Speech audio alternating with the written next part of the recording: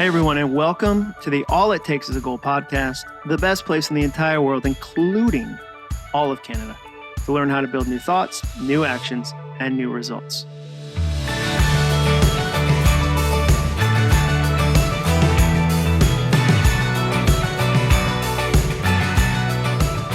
I'm your host, Jon Acuff, and today I'm going to tell you 5 reasons you should ignore the sleep mafia.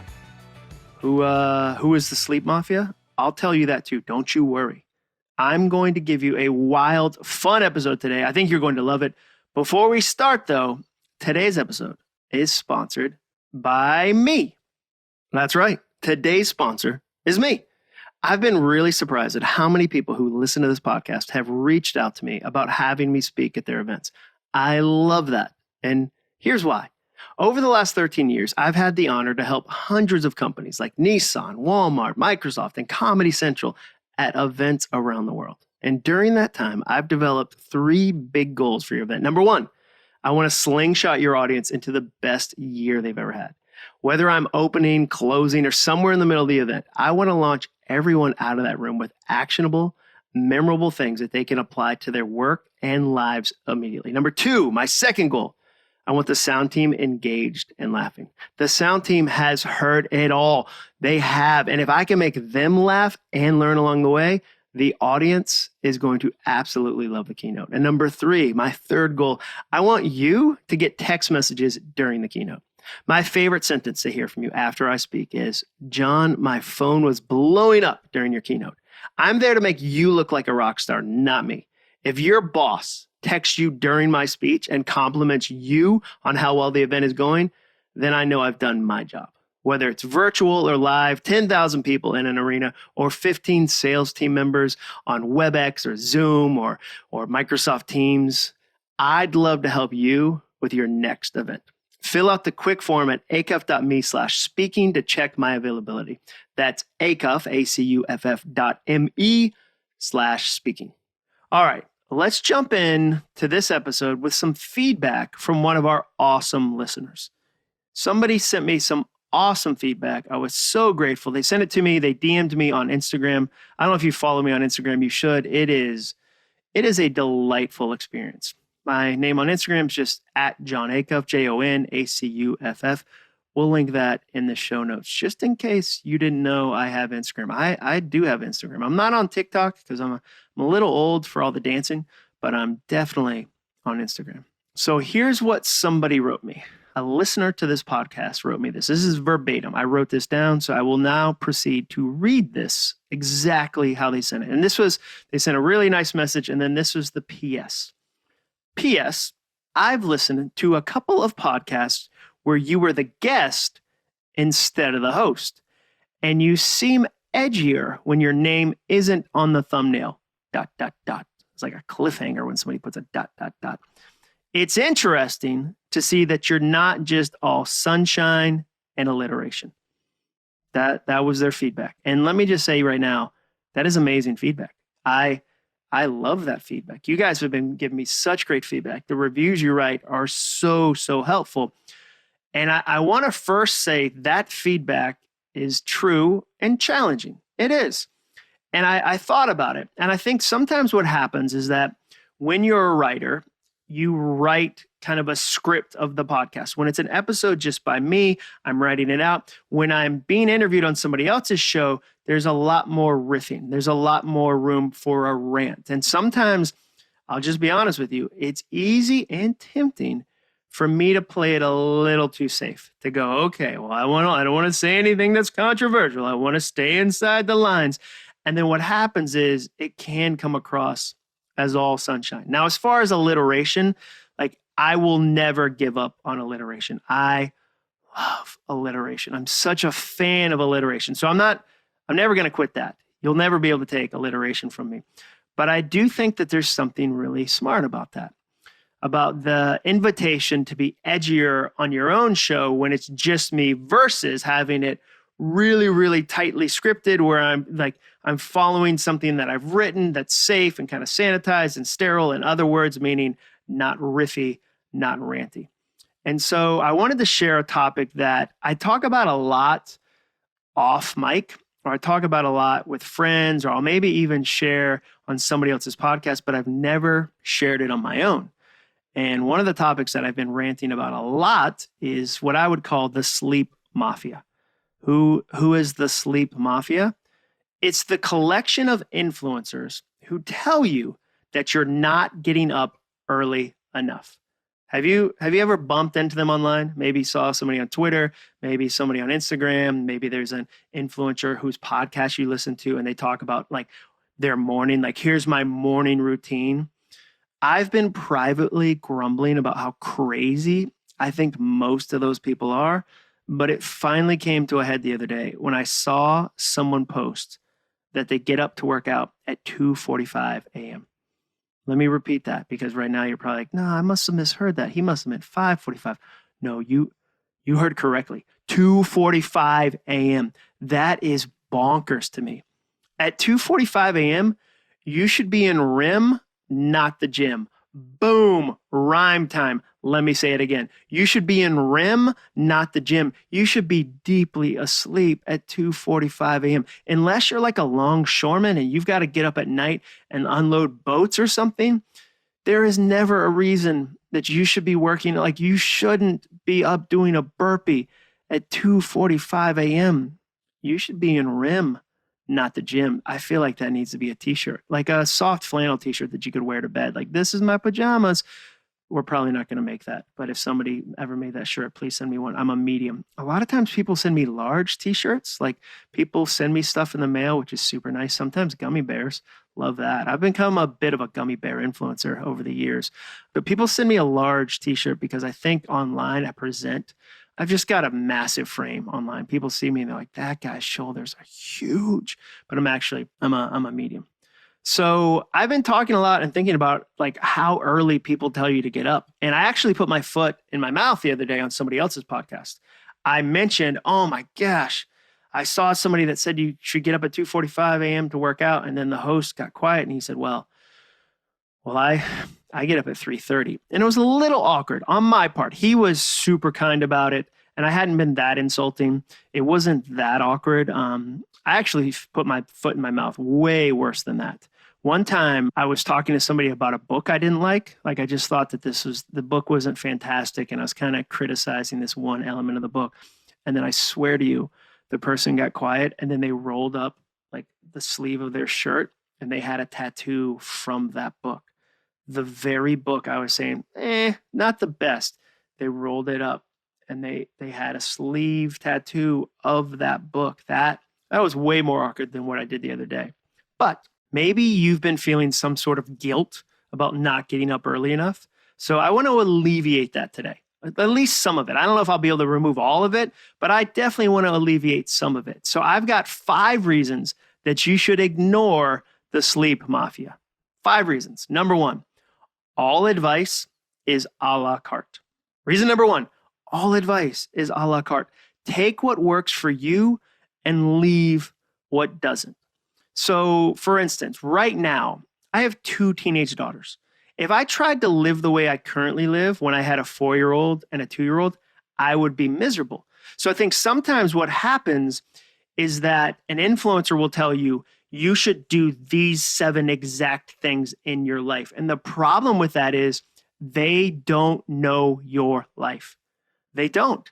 They don't know your strengths, your challenges, your weaknesses, your obligations, all the things you've got going on in your very unique life. They don't know those things, but they give you this formula and they promise you like, here's the exact formula. You have to do this exact thing. I think it's much better with any advice you get, whether it's an influencer online, whether it's a business book you read, whether it's, a podcast you listen to.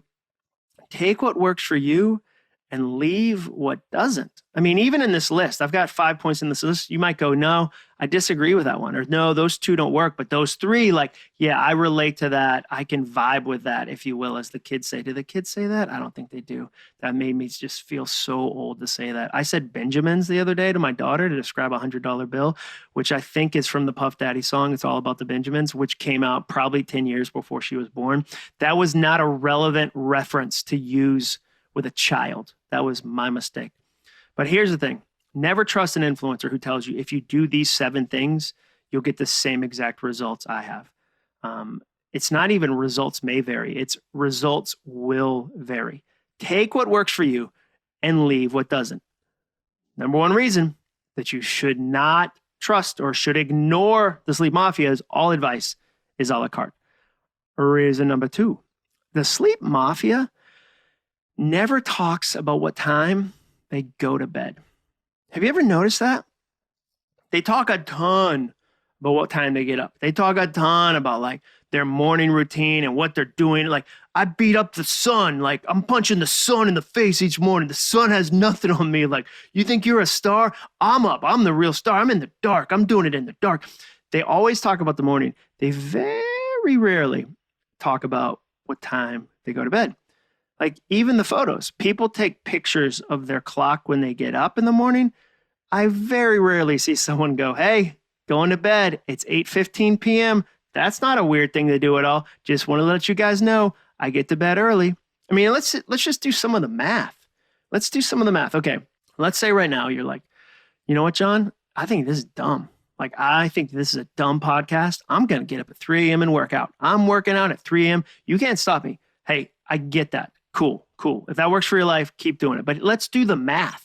So let's say that you need 7 hours of sleep. That's not a crazy estimate. Like, some people it's 6, some people it's 8. Let's go right down the middle. Let's go right down the middle and say, okay, if you get up at 3, what time do you have to go to bed to get up at 3 and have 7 hours of sleep? So I think I'm going to do it on my hands. I still have to do the months. Like, if you said to me, what month is July? I still have to count it out on my fingers. But I'm going to do the math on my hands. So if you go to bed at 8 o'clock, 8 to 9, 10, 11, 12, 1, 2, 3. To get 7 hours of sleep, you would have to go to bed at 8 p.m. so that you can get up at 3 a.m. to work out. 8 p.m. is a pretty early bedtime. Do you know what time my oldest daughter, Ellie, gets home from high school band? She's in the high school band.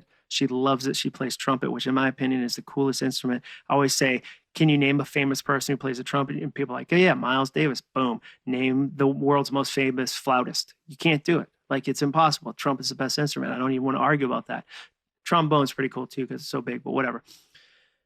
She gets home from band most nights at 8 p.m. If I went to bed at 8 p.m., she would walk in the house. I would say, how was your day? But don't really tell me. High five, going to bed, got to get up at 3 a.m.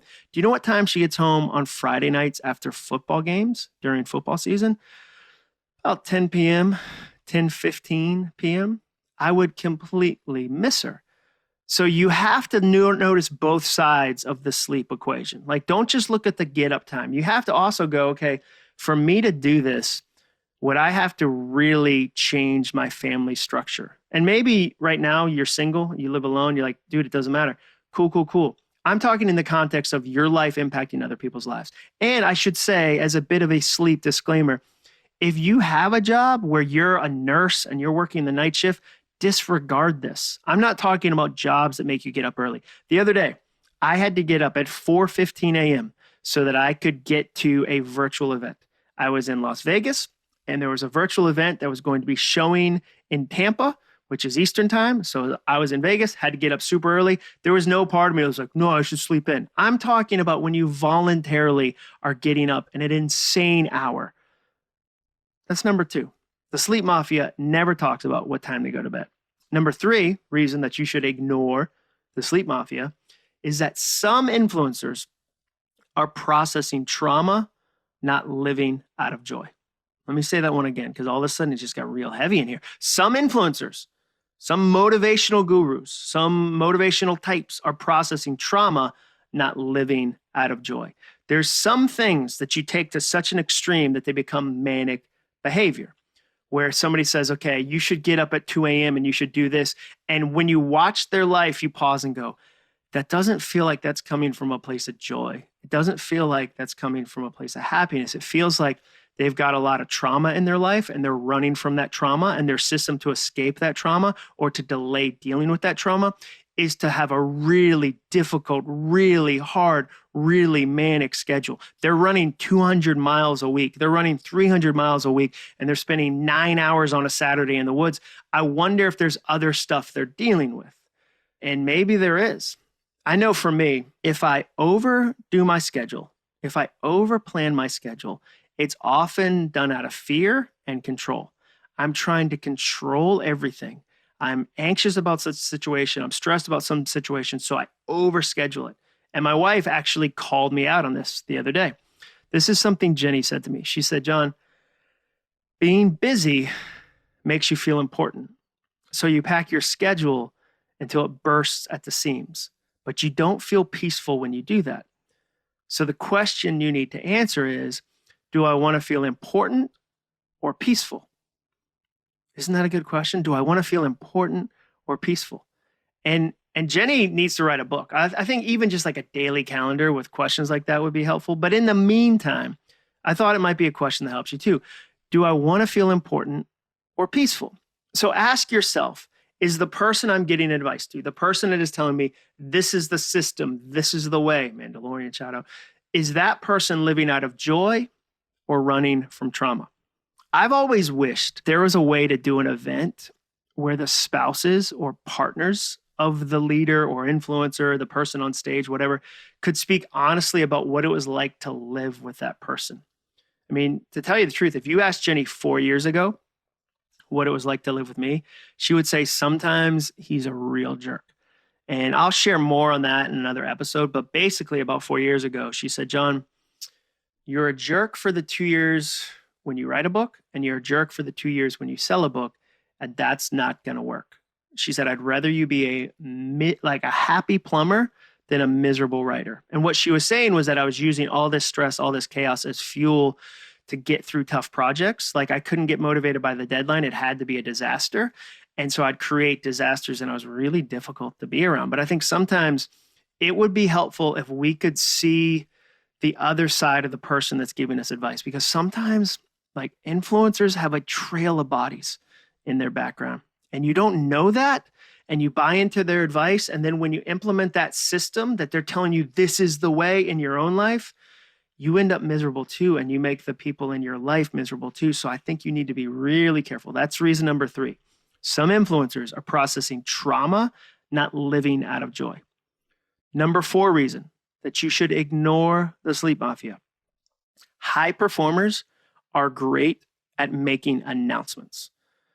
They're great at making announcements. I asked the guy who told me he gets up at 3:30, how long have you done that? And he thought about it, and he kind of went back and forth, and he said, you know what, about 4 years. And I love that. I salute that. I think that's amazing. Why? Because that's a great sign that he's really living it.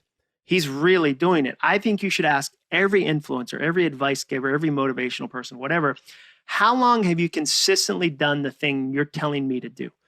Because it's really tempting for influencers to make like announcements about like, this is something that I always do, this is the way. And then if you pull the thread a little bit, if you look behind the scenes, you realize they've done it for like 3 weeks and they're already teaching you like, this is the best way to do something.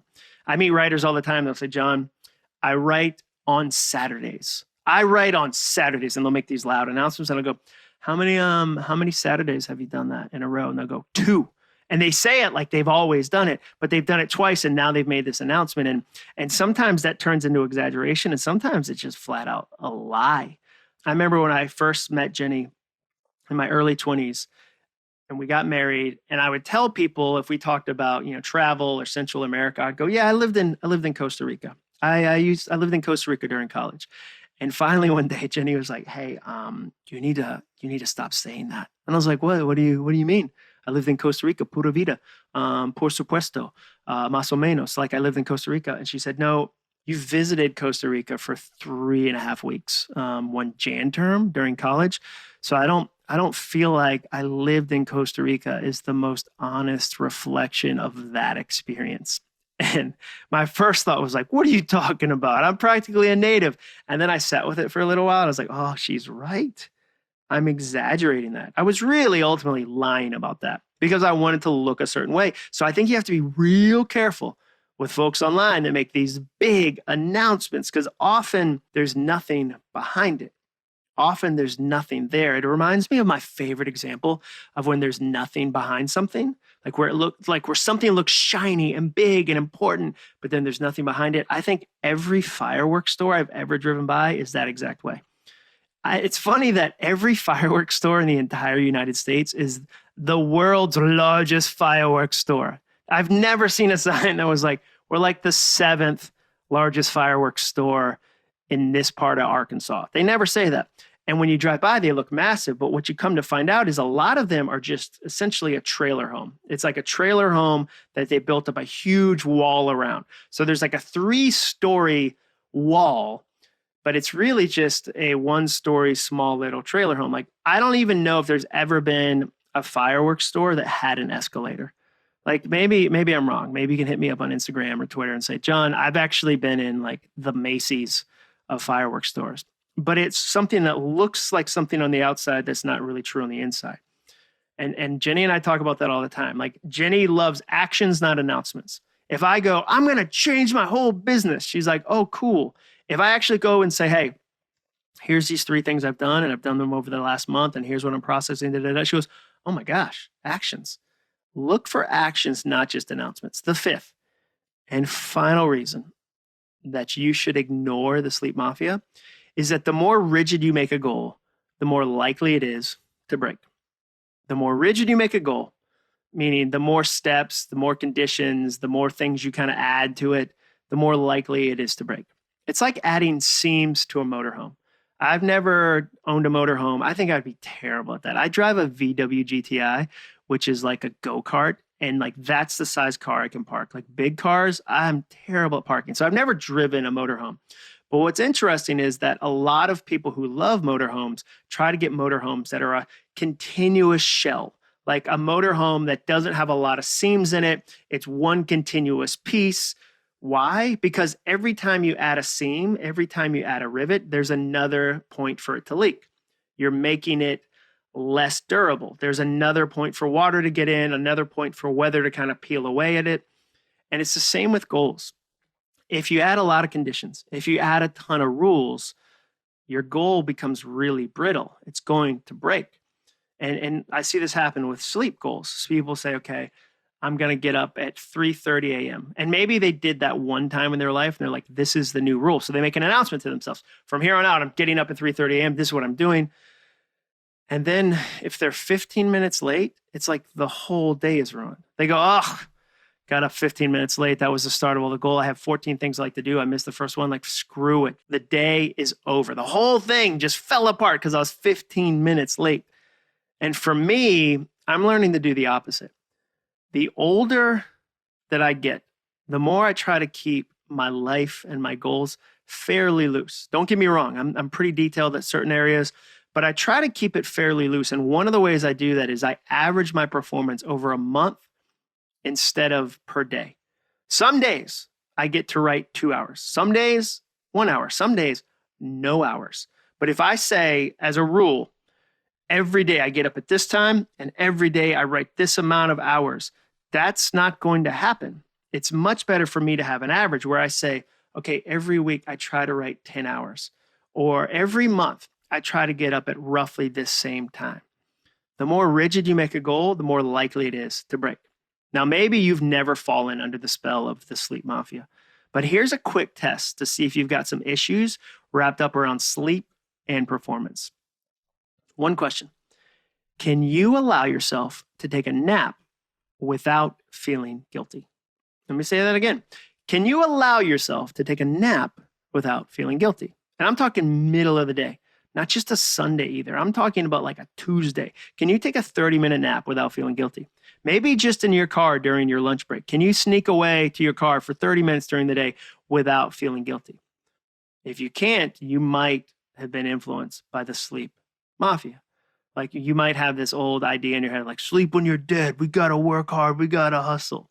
Now, in full disclosure, there was a season of my life when I got up regularly at 5 a.m. And you know what? It was awesome. It was. It was the only time that I could do the work I needed to do. I was in my early 30s. I was stuck in my career. I had 2 kids under the age of 4. I had a beautiful wife named Jenny, who I still have. And I had a day job and I had side hustles. I was freelance writing and I wanted to write a book. I wanted to write a blog.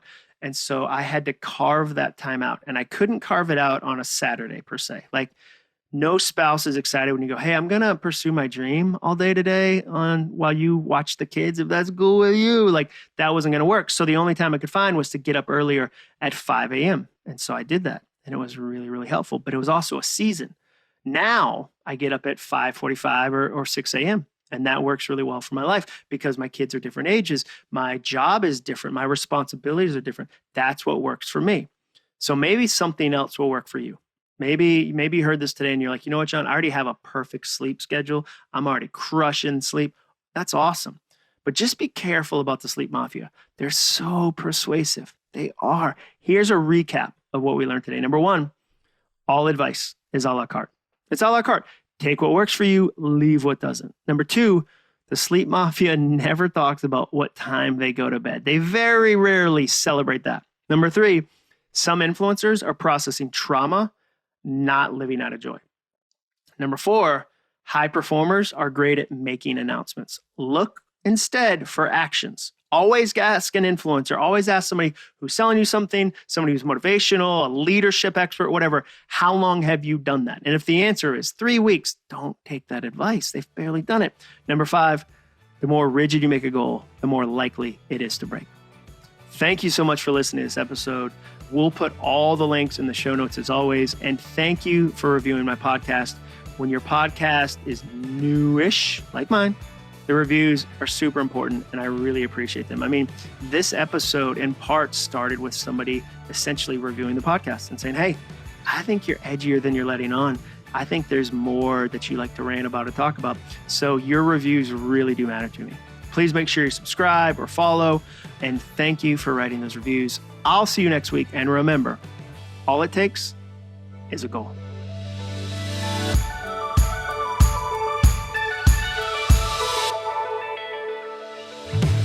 Thanks for listening.